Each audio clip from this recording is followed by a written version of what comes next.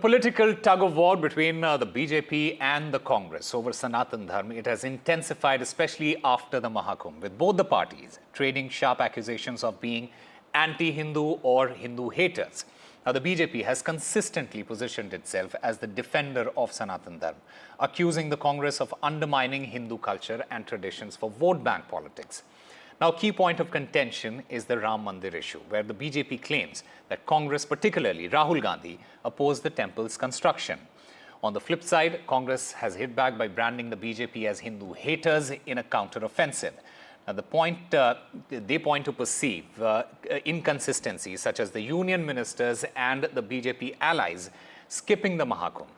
Their argument pivots on the claim that the BJP's actions, rather than their own, it reveals a superficial embrace of Hinduism for electoral purposes. Now, this entire Hindu hater versus the anti-Hindu debate is less about religiosity and more about political posturing.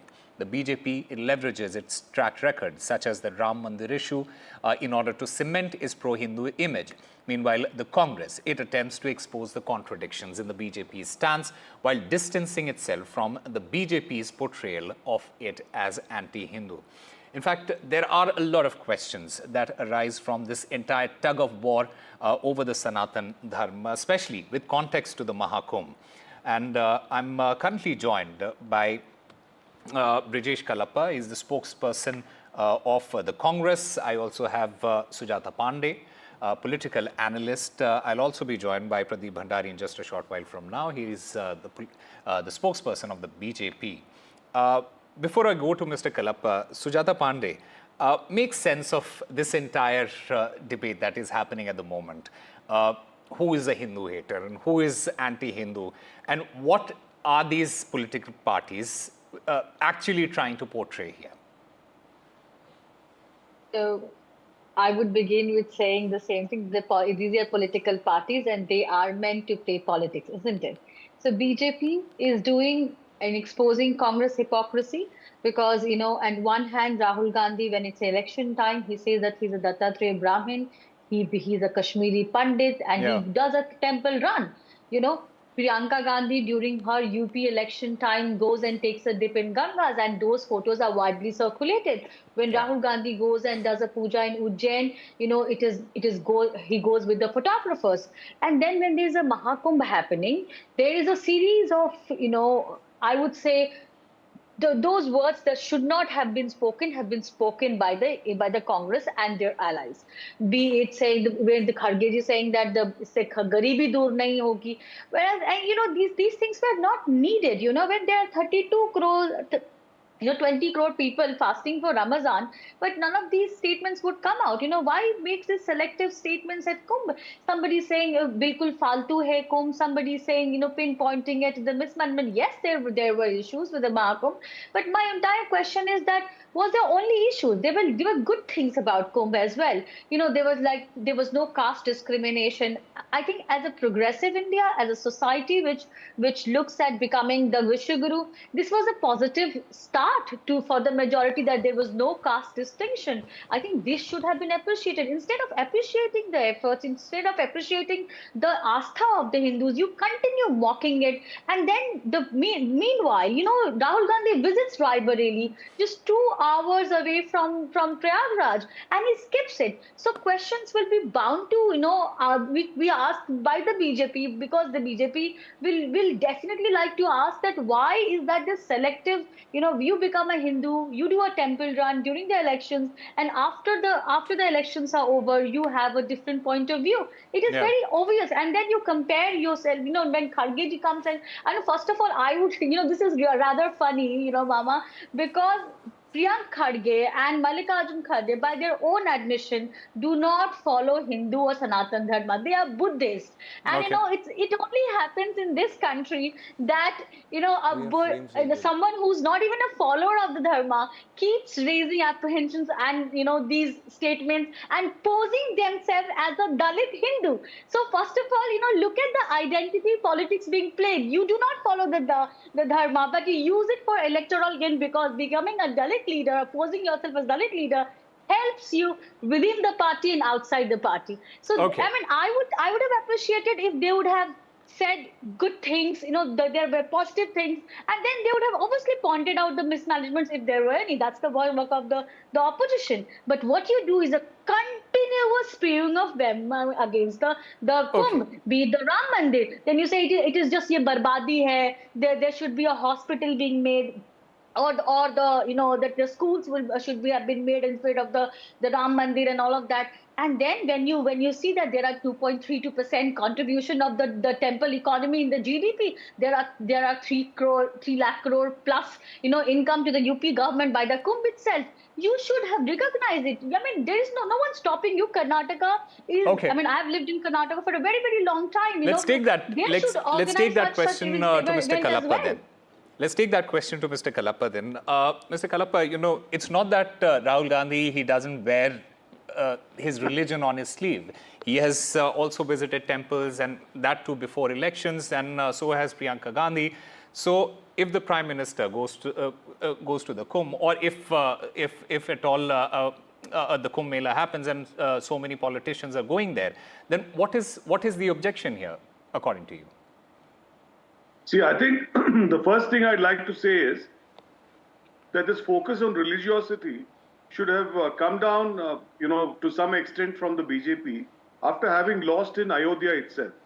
But it doesn't seem as if wisdom has dawned on them, and they believe that this focus on religion is going to get them rich dividends. And I think they are wholly mistaken.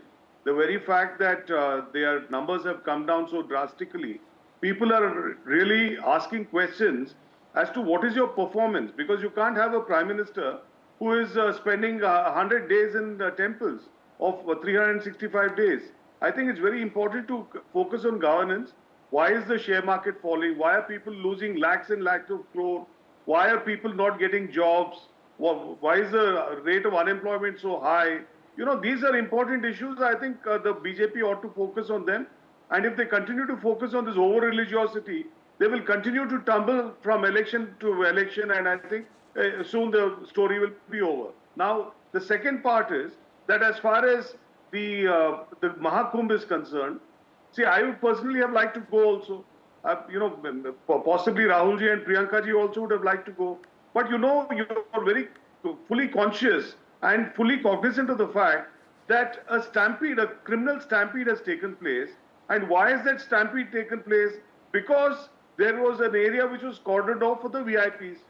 Now, is that being responsible or irresponsible when VIPs continuously go? And I think Mr. Priyank Kharge has adequately pointed out that a large number of people from the BJP itself, including the Sarsang Chalak, including senior leaders of the RSS, including Mr. Gadkari, including the top leaders of the BJP, several have not gone to the Kumbh. Where's the point of today saying that, look, Congress leaders haven't gone and, trying to paint us as being anti-Hindu? I think this is completely unnecessary, wholly unnecessary. And I think the point is that if now the political analyst just pointed out that, look, the GDP of Uttar Pradesh has gone up. So I would say, as sitting in Karnataka, that look, for every rupee we send to the center, we only get 16 paise back. Now, UP, on the other hand, for every rupee it sends, it gets 2 rupees 30 paise. Okay. So please, then disavow your money from All right. from Karnataka. Say we We'll don't take a require the response. money from Karnataka. Yes, we'll take a response from Mr. Pradeep Bhandari. Mr. Bhandari, as Mr. Priyank Kharge had mentioned in that post, and what the Congress is saying, that, look, a lot of people from your own party, from your own government, did not go and attend the Maha Kumbh. And religion, it is a personal choice, and that only 64 crore Hindus, they went for the Maha Kumbh. Are the rest of the people who did not go or did not take a dip in the Maha Kumbh, are they less Hindu? Is basically the gist of it. And why should Rahul Gandhi then go and prove it to you that he is a Hindu? Well, Osama, I'll answer to that, but just to three specific rebuttals of my friend Brijesh Kalappa here. I think Brijesh has forgotten to read the newspapers these days. The recent data suggests that India continues to be the fastest growing economy, and it is growing at a faster rate than both China and United States of America. There is a recent study by The Economist where the extreme poverty has been eliminated to negligible by India, and even Economist, which is a die-hard critic of India, is surprised by the development of India. And Brijesh is an avid viewer and a reader of Economist, so he should go and read and check his facts. And Brijesh, on the third rebuttal, 17 crore jobs have been created. Just Google the latest report of the SBI and the RBI. You created 2 crore jobs. Now let me come to the topic at hand, which you spoke about, Osama. Point number one, you judge any individual by their past actions, and that is what common sense tells us. Now, Rahul Gandhi in the past, what has been his past actions on Sanatan? His alliance partner has called Sanatan dengue, malaria, AIDS. Rahul Gandhi has remained silent. Rahul Gandhi has said that temples are institutions where लड़कियों के साथ छेड़छाड़ होती है. That is his been stand. Rahul Gandhi in an interview to a magazine or a newspaper, Inqilab, had said that Congress is a Muslim party. Rahul Gandhi's alliance partner, Samajwadi Party, had shot at car sevaks. Rahul Gandhi wants to divide the Hindu community based on caste lines. Rahul Gandhi does not hesitate to go to iftars and post those pictures. So when this has been his past trajectory, and still he calls himself as a Hindu, as a Janeudhari Shiv Bhakt, it is our right as a representative of the people of India to question Mr. Rahul Gandhi on his Chunavi Hindu tactics. Now, on all the leaders that Mr. Priyank Kharge spoke about, I have rebutted Mr. Priyank Kharge on his same tweet. None of them have called Sanatan dengue, malaria, AIDS. None of them have opposed Ayodhya Prabhu Shri Ram's Mandir. So it is not about an individual just not going or going. It is about those who call themselves Chunavi Hindus, who slander historically Prayagraj Maha Kumbh, because their DNA and intent has been anti-Hindu, and this is what we expose. It's the same Congress party which got the communal violence bill when in any riot the aggressor would have been Hindu. It's the same Congress party which questions the existence of Prabhu Sri Ram. So it is, I believe, what we are saying is common sense. Whether Mr. Gadkari or the Hindus who have not gone, they have expressed their faith in Sanatan by not even going, because they've said that Sanatan is what they respect. They've not called Sanatan dengue, malaria, AIDS. And Mr. Brijesh Kalappa should not speak about GTP. Mr. Kalappa, in Karnataka, you should call DK Shiv Kumar and ask Mr. DK Shiv Kumar why. We'll take a response from Mr. Kalappa. What the Congress is accusing you, Mr. Bhandari, what the Congress is accusing you is that you embrace the Hindu culture. Your embrace of the Hindu culture, it is superficial and it's solely driven by electoral motives rather than genuine theological commitment. How do you respond to that accusation? Well, Osama,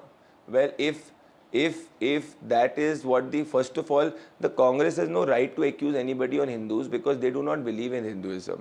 But let's just take the argument for that. It's like saying Mughals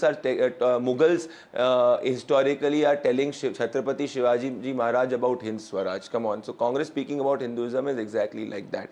But let's take that argument forward. If that argument would have been correct, please tell us that why historically and every time when it comes to Sanatan faith in the last many years, it's the Bharatiya Janata Party which has stood up. When we were a 2-seat party, Osama, at that time also we were speaking about Prabhu Sri Ram's Mandir in Ayodhya. And when we are a 300-seat party, then also we've adhered to that promise. When we were a 2-seat party, at that time also used to speak about abrogation of Article 370. Okay. When we were a 2-seat party, then also used to speak about amendment of the Waqf, which has acted as a land mafia. Our ideology does not change as per elections.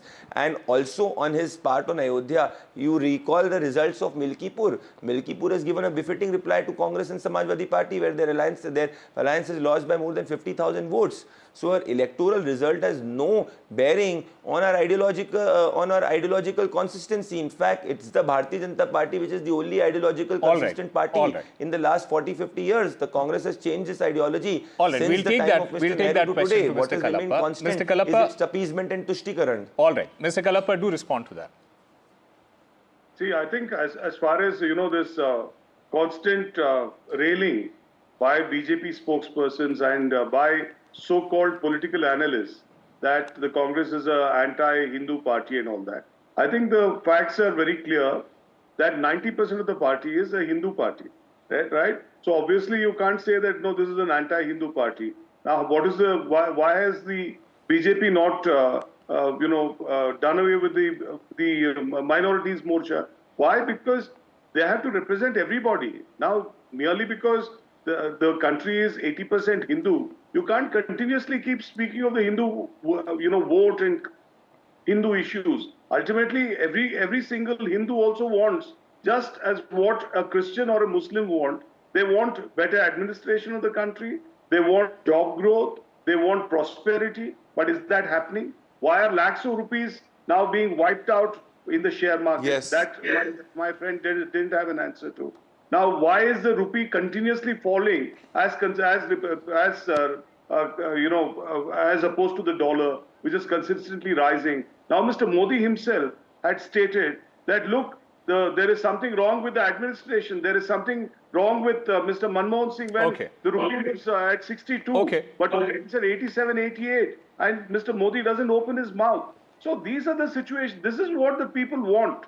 These are the things that people want. They want action to take place where economy I'll is answer concerned, that. where jobs are concerned. Mr. Bhandari, we'll come to you. 30 seconds, please. Mr. Modi said that he's going to provide 2 crore jobs. All right, Mr. Kalappa. Annually. We get the drift. We get the drift, and we'll take a response from Mr. Bhandari also. Just 1 minute. Just 1 minute, because he made a long point, and the analyst also did. So I am only saying that, look, on the one hand, you're saying that India is doing extraordinarily well, and then speak against freebies. But why are government after government compelled to give freebies? Because administration is so pathetic, the lot of the poor people is so poor that Mr. Modi himself has to provide 80 crore food sachets to the people. So this is the kind of situation that the BJP has brought to this country. It's an illogical argument which he's making. My friend is speaking about the Economist article. What connection does it have to life reality here? All because right. You can talk to a journalist and always get him to write an article. Mr. Kalappa, Mr. Bhandari and Sujata Pandey, very unfortunately, we're running short of time. I would have let you complete your thoughts, but unfortunately, we have run short of time. Thank you very much for joining us and being a part of this discussion. This is actually a discussion that will keep happening, and it keeps surfacing every time there is an election nearby.